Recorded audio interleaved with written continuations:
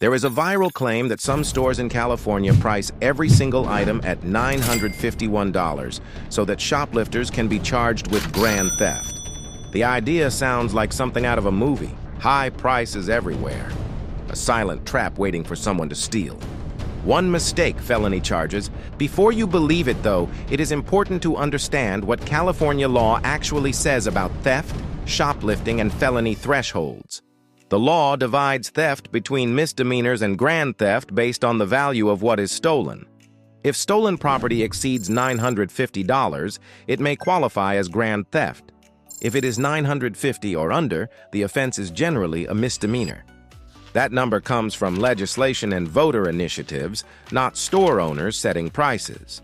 A story circulated that a store owner manipulated that threshold. According to the tale, prices are all set at $951 in the store.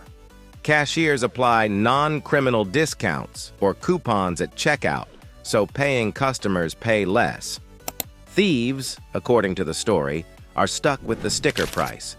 A closer look shows that no credible evidence supports the claim.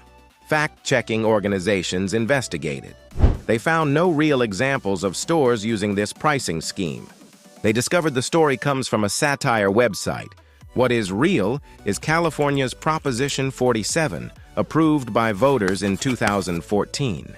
That law raised the threshold for felony theft from earlier lower amounts up to $950. Under Proposition 47, property theft of value $950 or less remains a misdemeanor. Greater value means potential felony charges. That is a legal standard. Some people want to exploit that legal standard. The folklore about stores raising everything to $951 grew because theft over that amount carries harsher penalties, more serious consequences. Retailers frustrated by losses feel the law limits what they can do. Discussion on law forums and social media unpacks what the law actually requires. A user on legal discussion boards noted that under California Penal Code Section 487, property's value is considered by what is reasonable market value, not simply sticker price. That means even if a store marked something at $951, if nobody reasonable would pay that amount for it, the law might not treat it as that high. Value depends on what similar items sell for elsewhere, what consumers pay. Another detail often missed is that a sign or label claiming "everything here costs $951," accompanied by discount notices, could be misleading or false advertising. Legal standards often require honesty in price labeling. Media reports that repeat the story often do so without confirmation. Many social posts include photos of store shelves with high price tags and dramatic text claiming the scheme exists. Investigators found many of those posts trace back to satire outlets exaggerating or imagining the idea. Cultivating fear or outrage from the story is easy. The idea taps into anger about shoplifting, crime rates, business losses. It plays on the thought that laws are being skirted by creative loopholes. In reality, stores that raise prices that dramatically risk losing customers. No store could stay in business by labeling candy bars at $951 and using coupons at checkout as a mask. Legal scholars observed that if store owners attempted that system, the courts would be likely to examine actual market value. If the difference between sticker price and what customer ends up paying is always large, courts may see the sticker as meaningless or fraudulent. Proposition 47 did have unintended consequences, though. Some retailers claim that because so many thefts fall below the felony threshold, shoplifting has increased.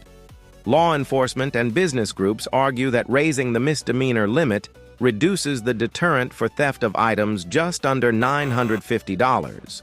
In 2024, a measure called Proposition 36 was passed that could change some aspects of Prop 47. That proposition adjusted the law around repeat theft offenders and lowered certain thresholds for persons with past convictions. Another reality is that law is complicated.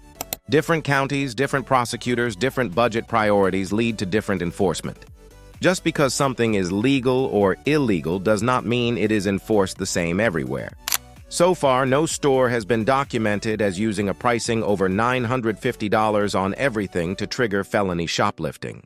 No business court file or documented case shows charges based solely on inflated sticker pricing.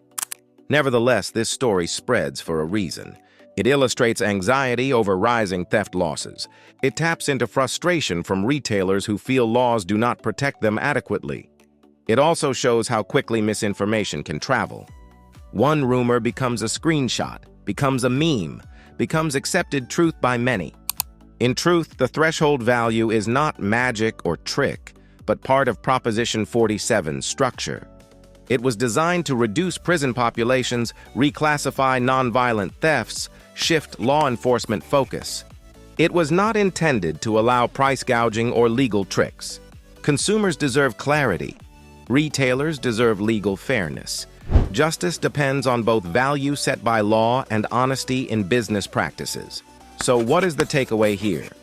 First, check your sources. Stories that sound dramatic often are reshaped as they travel.